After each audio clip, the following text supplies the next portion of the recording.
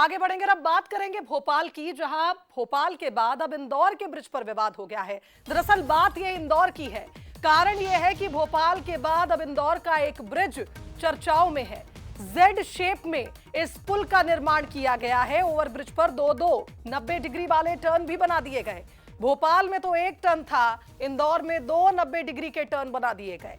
इंदौर में Z shape वाला ये ओवरब्रिज तैयार हो रहा है और अब एक बार फिर पीडब्ल्यूडी की कार्यप्रणाली पर सवाल उठ रहे हैं।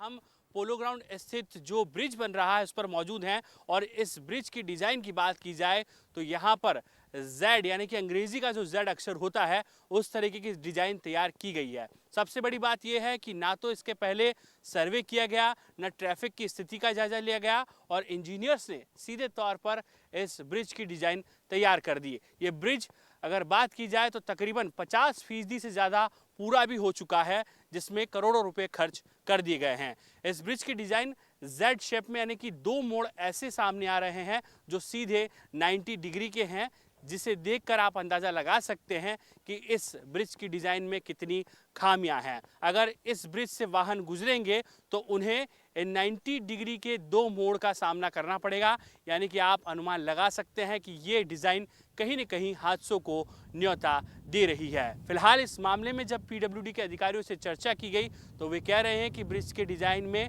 बदलाव किया जा सकता है, लेकिन आप देखें कि अब तक इस ब्रिज के निर्माण में करोड़ों रुपए फूंक दिए गए हैं और आने वाले दिनों में भी कहीं न कहीं यहाँ पर एक बड़ी राशि खर्च की जाएगी। सबसे बड़ा सवाल यह है कि आखिर इस ब्रिज के निर्माण से पहले जो डिज़ाइन तैयार की गई उस वक्त पीडब्ल्यूडी के अधिकारियों ने आखिर डिज़ाइन पर ध्यान क्यों नहीं दिया। फिलहाल सवाल बहुत सारे हैं और इन सवालों के घेरे में है मध्य प्रदेश के पीडब्ल्यूडी विभाग के अधिकारी, जो अब इस ब्रिज के डिज़ाइन को बदलने की बात कह रहे हैं।